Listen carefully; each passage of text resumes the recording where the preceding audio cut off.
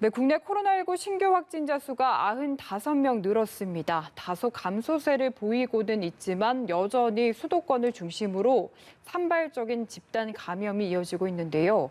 감염 경로를 알 수 없는 사례도 20%대를 유지하고 있어서 방역당국이 긴장의 고삐를 바짝 쥐고 있습니다. 천은미 이대 목동병원 호흡기내과 교수와 함께 관련 내용 짚어보도록 하겠습니다. 안녕하십니까? 안녕하세요. 네, 교수님. 방금 제가 이야기를 한 대로 어제 신규 확진자가 95명이 발생을 했습니다. 이틀 연속으로 100명 아래대로 다시 내려온 상황이긴 한데 그래도 여전히 100명 가까이 나온 상황이거든요. 좀 어떻게 보고 계십니까? 오늘이 주말입니다. 주말을 고려하면 사실은 많이 확산이 된 거예요. 금요일 날 발표할 때 61명이었고 지금 95명이기 때문에 30명 이상 늘었거든요. 예. 그 말은 국내 무증상 감염에 의한 확산이 지금 증가되고 있다는 그런 양상을 말하는 거고 또 해외 입국이 생각보다 계속 증가하고 있습니다. 그 이유는 해외 유럽이나 미국이나 지금 일본도 보시면 여행이라든지 휴가철과 맞물려서 지금 확산세가 지속이 되고 있고 국내도 아마 추석 연휴를 지나고 나면 확산될 확률이 매우 높고 이런 두 가지 점을 고려한다면은 지금은 절대 안심할 수 있는 단계가 아니라고 생각합니다. 최근에 일주일 흐름을 보면 실제로 말씀하신 대로 100명 안팎에서 계속해서 등락을 거듭하고 있는 상황이어서 안정세라고 하기도 애매하고 확산세라고 하기도 애매하고 그런 것 같은데 또 감염 경로를 알지 못하는 불분명 환자 비중도 25% 가까이 되는 상황이거든요. 이거는 까딱 방심하면은 언제라도 환자가 크게 늘 수 있다. 이걸 뜻한다고 볼 수 있겠습니까? 그렇습니다. 무증상 감염자에 의해서 지금 감염이 되고 있는 상황이고 우리가 무증상 감염자가 계속 이렇게 유지가 되는 이유 중에 하나가 그 역학조사가 지금 조금 미흡하지 않나 뭐 개인적 소견일 수 있습니다만 역학조사관이 초기에는 이제 코로나19가 빨리 끝날 거라고 생각해서 일부에서 이제 이렇게 순환제로 조금 기존에 이제 보건소나 그 시립병원 의료진들을 많이 좀 하고 있는데 네. 이것이 그쪽에도 많이 부담이 되고 또 전문적으로 교육을 받지를 못하고 일시적으로 하는 경우가 많습니다. 그래서 지금 역학조사를 감염 증상 나타나기 이틀 전 정도만 하고 있는데 최근 연구도 보면 5일 전부터 증상이 나타날 때까지 증상 전 감염 경로가 40%가 넘습니다. 그리고 증상이 나타난 날 최고초로 올라가고요. 예. 증상이 나타난 후는 20% 정도밖에 감염을 안 시킵니다. 그것을 고려한다면 역학조사 기간을 증상 발현 전에 조금 더 당겨야 됩니다. 그래서 제가 한 3일 전은 꼭 검사를 하기를 여러 번 한번 좀 권고를 드렸는데 지금 보고는 5일 이상 거의 일주일 전부터 감염을 시키는 율이 높다고 되어 있기 때문에 역학조사관을 조금 더 전문적으로 정부에서 지원을 해서 그 증상 발현 전 시간을 조금 당겨서 검사를 하시면 분명히 더 많은 감염 경로를 밝힐 수 있다고 생각합니다. 역학조사를 지금부터라도 숫자를 늘리는 것도 도움이 된다라고 네, 왜 하시는 그러냐면 건가요? 코로나19가 지금 한두 달에 끝날 게 아니고 1년이나 2년까지도 지금 바라보고 있고 예. 또 앞으로 새로운 감염병이 발생할 수도 있기 때문에 지금부터 철저하게 준비하는 것이 좋겠습니다. 네, 알겠습니다. 지금 상황을 보면 수도권을 중심으로 소규모 집단 감염이 계속해서 이뤄지고 있는 상황인데요. 마스크 착용의 중요성에 대해서 다시 한번 이야기를 하고 싶은 게 지금 관악구 사랑나무 어린이집 같은 경우에도 확진자 한 명이 추가가 됐는데 원생들이 아무래도 어린이다 보니까 지금 마스크 착용을 제대로 못해서 아마도 확진자가 계속 발생하고 있다라는 이야기 나오고 있고요. 또 서울 지하철에서 청소 영역 직원들이 8명 대규모로 확진이 됐거든요. 근데 근무 중에는 착용을 했는데 식사 시간에 마스크를 벗고 함께 또 식사를 해서 아마도 감염이 되지 않았나 이렇게 이야기가 나오더라고요. 네, 지금 어린이집이라든지 말씀하신 그런 지하철이나 또 사우나 이런 또 곳을 보시면 예. 네, 마스크 착용이 매우 어렵습니다. 그 어린이집 같은 경우는 넓은 공간이 아니라 아파트 하나나 가정집을 보통 이렇게 사용을 하고 있거든요. 그러다 보니까 식사도 같이 하게 되고 화장실이나 거실도 같이 쓰면서 어리니까 마스크 착용이 소홀하게 되면서 사실은 교사분이나 가족에서 원생이 감염되기도 하지만 감염된 원생이 교사나 부모님을 감염시키는 사례가 해외에서 보고가 되고 있고 국내에서도 어린아이들은 증상이 생겨도 검사를 못하는 경우가 많습니다. 네. 그러다 보니까 감염을 시키고 있죠. 지금 지하철 같은 경우도 아시지만 이렇게 청소를 하거나 그런 근무하는 분들이 식사를 하여 모여서 식사하는 곳이 따로 없으세요. 대부분 그 조그만 공간에서 같이 하시다 보니까 감염이 되고 사우나 같은 경우에도 우리가 그 실내 사우나 안에서 마스크를 쓸 수가 없죠. 그렇죠. 그래서 지금 발생하는 곳을 보면 지금처럼 마스크 쓰기 어려운 장소, 또 사무실 같은 경우는 굉장히 밀집도가 높은 곳입니다. 우리가 넓은 사무실이 아니라 지금 뭐 오피스텔을 중심에 강남에 나오는 경우를 보시면 굉장히 좁은 공간에 칸막이도 굉장히 낮게 되어 있어요. 공간도 1m가 안 되고 한 50cm 이 정도 공간에 수십 명이 같이 있다 보니까 그곳에서 식사를 같이 하시는 거예요. 예. 밖에 나가서 식사하기가 어려워서 그 과정에서 감염이 된 사례로 생각됩니다. 네, 다시 한번 마스크 착용이 정말 중요하다라는 말씀 드리겠고요. 결국에는 이제 코로나19 확산세가 늘지도 않고 줄지도 않고 이러한 상황 속에서 다음 주에 추석 연휴가 정말 중요한 분수령이 되지 않을까 싶다라는 말씀 계속해서 드리고 있는 상황인데요. 그래서 방역 당국이 내일부터 2주 동안을 추석 특별 방역 대책 기간으로 좀 마련을 한 네. 상황입니다. 구체적인 대책 방안에 대해서 좀 꼼꼼히 아마 교수님께서도 보셨을 텐데 네. 좀 충분히 실효성 있는 대책이라고 보시는지요? 지금 2단계에서 우리가 시행하고 있는 그 방역을 그대로 똑같이 적용하는 걸로 생각이 들고요. 이제 휴게소에서 이제 포장만 한다든지 발열 체크 이 정도.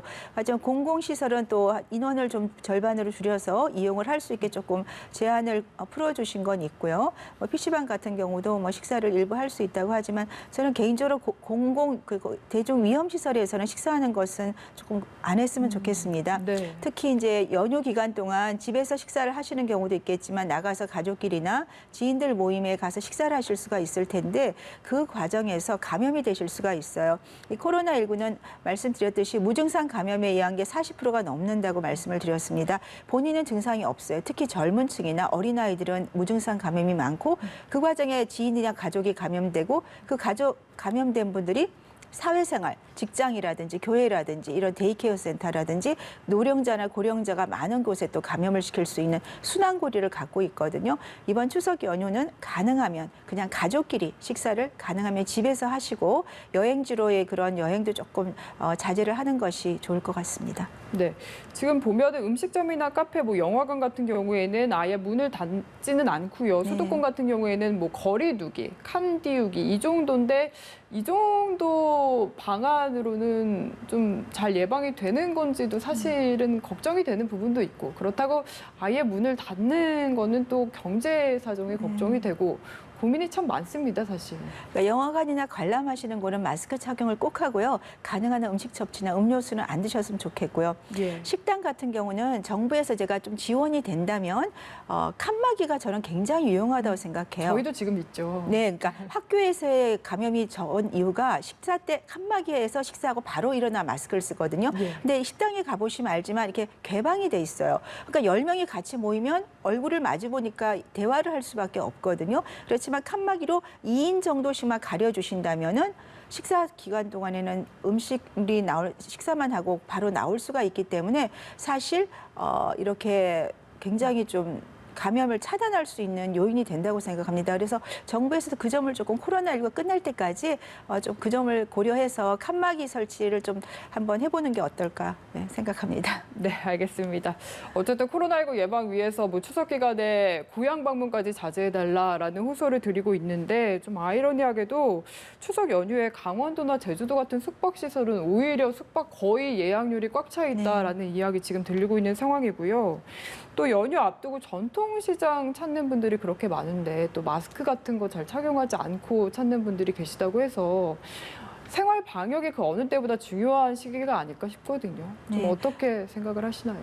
일상생활에서 우리가 시장이나 마트를 많이 가시는데 대부분 마스크를 잘 착용하시는데 간혹적으로 이제 답답하니까 이렇게 코에 내려서 쓰시는 분을 꽤 봤어요. 특히 엘리베이터 같은 데서 뭐 커피 마시는 분도 봤고 그 과정에서 감염이 잘 될 수 있습니다. 그래서 어느 지점을 가든지 여행을 하시든지 아니 일상생활 과정에서 마스크 착용은 정말 중요하고 필수적인 거 그리고 밀집도가 높지 않은 곳에서 항상 식사를 하시거나 모임을 갖는 것이 중요할 것 같습니다. 네, 알겠습니다.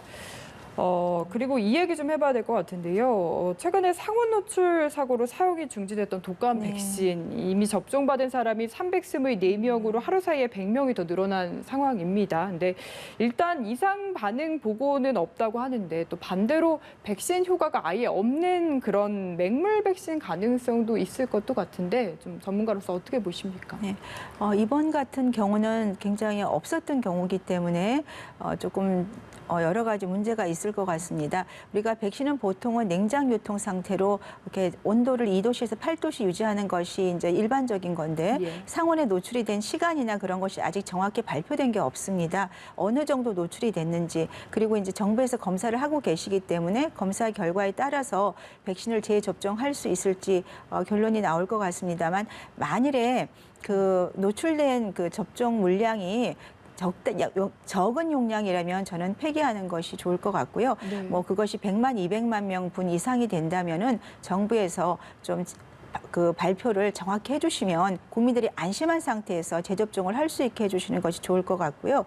그 일부 그러니까 백신 회사에서는 뭐 12시간이나 24시간 동안 상온 노출이 돼도 괜찮다 이런 보고가 있긴 합니다만 그건 자체 보고이기 때문에 우리가 일반적으로 받아들이긴 어려울 것 같아요. 그래서 정확하게 우리가 백신을 맞는 이유는 감염을 예방하기 위한 거고 또 백신 접종 후에 일부분에서는 몸에 부작용이 나타나는 경우도 있어요. 그것을 그렇죠. 감수하고 맞는 거기 때문에 정확한 어떤 그런 백신의 유효성에 대해서 검사 결과를 빨리 발표해 주시고 그 이외에 상온 노출이 안 된 백신은 순차적으로 지금 접종하는 것이 맞다고 생각합니다. 그럼 이미 상온에 노출된 이 독감 백신을 맞은 분들은 일단은 현재 상황에서는 기다린다라고 생각을 해야 되는 건가요? 지금 맞으신 분들은 조금 기다려 보시고요. 특히 이제 독감 백신은 우리가 맞지 않은 경우라도 이미 여러 번 독감 백신을 맞은 분들이 많이 있고 예. 또 우리가 몸에 타미플루라는 약이 있기 때문에 독감이 걸리더라도 치료가 됩니다.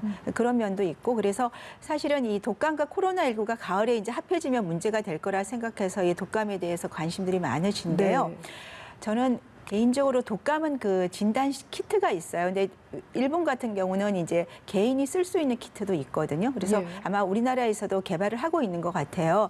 그 코로 이렇게 검사를 하는 게 사실 어렵지가 않습니다. 일반적인 조금만 교육을 받으시면 본인이 하실 수가 있고 집에서 만일에 코로나19나 코로나19보다 독감 키트만이라도 진단 시약만이라도 본인이 테스트할 수 있다면 감별을 할 수가 있거든요. 네. 그래서 그 점에 대해서 정부에서도 한번 좀 고려를 해주셔서 유행하기 전에 일반적으로 약국이나 그런 데서 독감 진단 시약을 우리가 사용할 수 있다면은 일반 국민 입장에서는 많은 도움이 될 것 같습니다. 네, 알겠습니다. 마지막으로 하나만 좀 짧게 짚어보고 싶은데요. 중국에서 아직 검증이 끝나지 않은 코로나19 실험용 백신을 좀 수십만 명에게 투여했다 이런 이야기들이 들리고 있습니다.